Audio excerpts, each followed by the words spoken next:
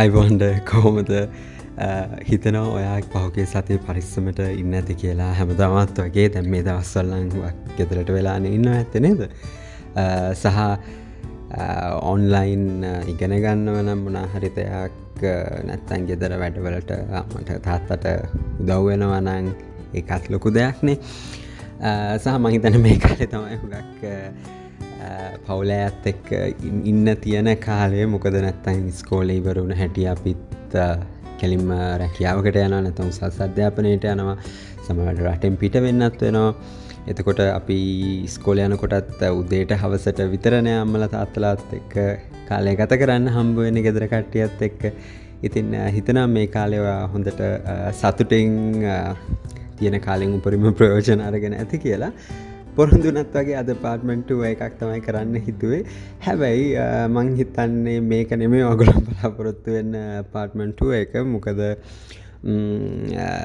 කියනවනම් මම පාර්ට්මන්ට් එක වෙනස් කරනවා මේ කාලේ මොකද ගුවන් සේවයකට අපි ජොයින් වුණාම අපිට ඔප්ෂන් දෙකක් තියෙනවා බොහෝ වෙලාවට බොහෝ ගුවන් සේවවල එකක් අපිට ගුවන් සේවයෙන්ම අපිට දෙන ඔෆිෂල් ඇකමඩේෂන් වල ඉන්න පුළුවන් නැත්තං අපිට මූව් අවුට් වෙන්න පුළුවන් සමහර ගුවන් සේවාවල තියෙනවා දෙයක් එහෙම මූව් අවුට් වෙන්න පුළුවන් ඔයා විවාහක නම් පමණයි කියලා නමුත් සමහර ගුවන් සේවාවල එහෙම දෙයක් නැහැ ජොයින් වෙනකොට අහන ඔප්ෂන් එක එළියේ ඉන්නද කැමති නැත්තං ඇතුලේ ඇත්තං ඔයා කම්පැනි ප්‍රොවයිඩඩ් ඇකමඩේෂන් වල ඉන්නද කැමති කියලා ඉතින් කොහෙන් හරි මේක තමයි අපේ අපාර්ට්මන්ට් එකට ඇතුළු වෙන දොර සාමාන්‍යයෙන් අපාර්ට්මන්ට් එකක් ගත්තාම ගුවන් සේවයක ඔයත් එක්ක තව එක කෙනෙක් හරි දෙන්නෙක් හරි ඉන්නවා ඇකමඩේෂන් ෂෙයා කරගෙන ඉතින් ඒ කියන්නේ වෙන වෙනම බෙඩ්රූම්ස් බාත්රූම්ස් තියෙනවා නමුත් කිචන් එක එතකොට අපාර්ට්මන්ට් එකේ ලිවිං ස්පේස් එක ලිවිං රූම් එක වගේ දේවල් පොදු විදිහට තමයි යන්නේ ඉතින් අද මගේ ෆ්ලැට්මේට් උත් ගෙදර ඉන්නවා හැබැයි ඔගොල්ලෝ බලාපොරොත්තු වෙන හැමතෙම ලස්සනට නැහැ මොකද අපි දැන් බඩු පැක් කරලා අනිත් ඇකමඩේෂන් එකකට යන්න හදන්නේ මොකද මේ බිල්ඩින් එකේ කාලය ඉවරයි ඒ ලීස් එක එක්ස්පයර් වෙනවා. ඉතින් එතකොට අපිට තව කැමති ස්ථාන 4-5ක ඔප්ෂන්ස් දීලා තිබ්බා. ඒකෙන් මම තෝරගත්තේ ටිකක් එයා ගුවන්තොටුපළට ඈතට වෙන්න ස්ථානයක්. එතනට ගියාට පස්සේ මම හරියට ලස්සනට අපාර්ට්මන්ට් එක සෙට් අප් කරලා ඔයාලට පෙන්නන්නම් කොහොමද අපාර්ට්මන්ට් එකක් යන්නේ කියලා සහ ඒ අපාර්ට්මන්ට් එකේ එක්කේන අනිකුත් පහසුකමුත් එක්ක ස්විමින් පූල් එකද ජිම් එකද දැන් මං යන්න ඉන්න අපාර්ට්මන්ට් එක තියෙන බිල්ඩින් එකේ සෝනා එකක් තියෙනවා ඒ දේවල්ද තව ඒවට කොහොමද තත්ත්වය කියලා නමුත් මේ අපාර්ට්මන්ට් එක තමයි මං අවුරුදු දැන් 6ක් හිටපු අපාර්ට්මන්ට් එක 317 ටිකක් සද්දබද්ද තිබ්බ අපාර්ට්මන්ට් එකක් බිල්ඩින් එකෙත් මොකද මගේ කලින් ෆ්ලැට්මේට් හිටපු මට ඉන්නේ එක ෆ්ලැට්මේට් කෙනයි කලින් ෆ්ලැට්මේට් උත් හොඳ ෆුට්බෝල් ක්‍රීඩකයෙක්. ඉතින් හුඟක් වෙලාවට ෆුට්බෝල් ටීම් එකම අපාර්ට්මන්ට් එකට එනවා අපි සතුටු ප්‍රිය සංഭാෂණද එතකොට get togethers කියලා කියන්නේ ඒ වගේ දේවල් තියෙනවා. එතකොට අනිත් සද්ද බද්ද තියෙන්න තිබ්බ තව හේතුවක් තමයි මම හුඟක් රිහර්සල් කරන්න පුරුදු වෙලා හිටිය අපාර්ට්මන්ට් එක ඇතුලේ. හැබැයි තේරුණා මේ සද්ද බද්ද හුඟක් කම්පනය දෝංකාරය ඇති වෙනවායි කියලා. ලකීලි තිබ්බා මේ බිල්ඩිමේම පොඩි ජිම් එකක්. ඒ ජිම් එකට එච්චර කට්ටිය යවෙන්නේ නැහැ. මොකද ගුවන් සේවා සමාගම වල ඉන්න කට්ටියට ඉන්න වැඩ කරන වෘත්තිකයන්ට හම්බ වෙන හුඟක් ප්‍රොමෝෂනල් කාඩ්ස්. එතකොට එක කාඩ් එකක් තමයි තියෙන. ඒ කාඩ් එකට අපිට මේ ළඟ තියෙන හුඟක් තරුපන්තියේ හෝටලයක ජිම් එක ගෙවීමක් කරන්න නැතුවම පාවිච්චි කරන්න පුළුවන්. ඒ තියෙන ජිම් ඒ හෝටලේ දෙන ෆැසිලිටිස් එකක් නෙමෙයි හෝටල් කිහිපයක්ම තියෙනවා ඒ චේන් එකේ. ඉතින් ඒ වගේ හුඟක් කෝපරේට් ඩීල්ස් එයාලයින් සමාගම් එක්ක මේ අනිකුත් සමාගම් තියෙන හින්දා හුඟක් එයාලයින්ස් වල එම්ප්ලොයිස් වලට යන්න පුළුවන් ඒ ෆැසිලිටිස් නිකම් ෆ්‍රී ඔෆ් චාර්ජ් පාවිච්චි කරන්න පුළුවන්. එතකොට මේ ඒක හින්දා හුඟක් දෙනෙක් මේ බිල්ඩිමේ ඉන්නේ තරුපන්තියේ තියෙන හෝටල් වල ඒ ෆැසිලිටිස් පාවිච්චි කරන හින්දා මෙතන තිබ්බ ජිම් එක හිස්. ඒක හින්දා මම හුඟක් මේ අපාර්ට්මන්ට් එකේ ජිම් එකේ තමයි රිහර්සල් හැම කරේ පසු කාලීනව.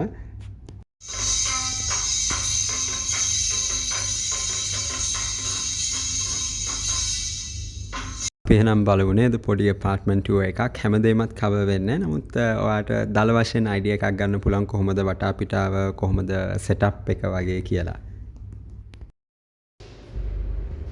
මේ තමයි කොරිඩෝ එක අපේ apartment එකට ඇවිදගෙන එන. එතකොට 317 එක තමයි අපේ apartment එක.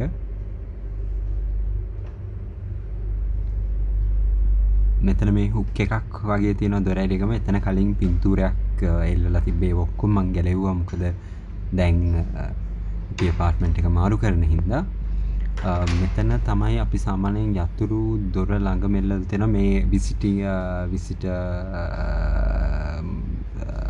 ස්ලාව පොඩ්ඩක් ගිහලා ඉස්සරහට ගිහලා හම්බෙලා කතා කරන ඒරියා එක. එතකොට මෙතන තමයි අපි යතුරු එල්ලන්නේ. එතකොට දන්නවා කවුරු හරි අනිත් මගේ ෆ්ලැට්මේට් ඉන්නවා නම් ද මම ඉන්නවද නැද්ද කියලා දන්නවා. මේ ගෙස්ට් බාත්රූම් එක. මෙතනත් තිබ්බා පොත් එහෙම තියලා ගෙස්ට්ලට આવොත් කියවන්නේ. මම ඒවා අයින් කරා මාරු වෙන හින්දා apartment එක. තව amenities toiletries නම් තාම ඇතුළේම තියෙනවා. එතකොට ටග්ගල් ෆ්ලයිට් එකට යන්න කලින් ඔක්කොම හරිද කියලා මේ කන්නඩියෙන් බලන්න පුළුවන්. එතකොට සැනිටයිසර් බෝතලයක් තාමත් තියලා තියෙනවා. කවුරු හරි එක්කෙනෙක්ට පාවිච්චි කරන්න. මේ අපේ කිචන් එක නම් ආ දකින්න ඇති අර අපි කලින් කෑම හදපු එහෙම බ්ලොග් එකේ මෙතන තියෙන බාත්රූම් එකයි මෙතන තියෙන වොෂින් රූම් එක අපේ ඩ්‍රයි එකයි වොෂින් මැෂින් එකයි තිබ්බ දැක්ක ඇති මගේ වීණාවේ කේස් එකත් ඇති. මෙතනින් තමයි අපි බෙඩ්රූම්ස් වලට යන්නේ. මම බෙඩ්රූම්ස් වලට නම් දැන් යන්නේ නැහැ. මේ මගේ බෙඩ්රූම් එක. බෙඩ්රූම් එක ඇතුලේ තව තියෙනවා ඇටැච් බාත්රූම් එකක්. අනිත් එක මගේ ෆ්ලැට්මේට්ගේ බෙඩ්රූම් එක. එතකොට මේ අපේ ලිවිං රූම් එක. එතකොට දැන් ඔක්කොම ලාර්ජ් වෙලා තියෙන බඩු එහෙම මම එළියට ගත්ත අවුරුදු ගානක් තිබ්බේවා. බල්බ්ස් එතකොට එක පෝට්‍රේට්ස් ගෙදර එල්ලලා තිබ්බ අවානක් මම හිතන්නේ ඒක චෙන්නයි වලින්ද කොහෙද. දන්නවද දන්නේ මේ කවුද කියලා? විදේශීය චිත්‍ර ශිල්පියෙක් අදපු චිත්‍රයක් මම හිතන්නේ අර අඟුරු පාවිච්චි කරලා. මේ තමයි කොට්ටයක් තියෙන පොඩ්ඩක් ඇලවෙන්න මේ අපි පොඩි ගාඩන් එක පඳුරු හැම තැනලා තියෙනවා. මෙතන අපි ඉන්න තැන ඉස්සරහ ඉස්කෝලයක් තියෙනවා. මේ ඉස්කෝලේ නම් කොරෝනා තත්ත්වෙන්ද ෆන්ක්ෂන් වෙන්නේ නැහැ. අර ඈත පේන්නේ අමුතු විදිහේ ගොඩනැගිල්ලක්. ඒ තමයි මෙට්‍රෝ ස්ටේෂන් එක. දුම්රිය ස්ටේෂන් එක. දුම්රිය ස්ථානය. එතකොට මේව තමයි apartment එක වට පේන ඇති කාපට්ස් එහෙම හුඟක් ඔක්කොම දැන් ගලවලා තියෙනවා.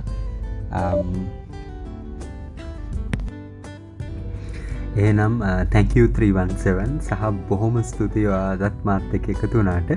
එහෙනම් අපි ලබන සතියේත් හම්බෙමු නේද? ඊළඟ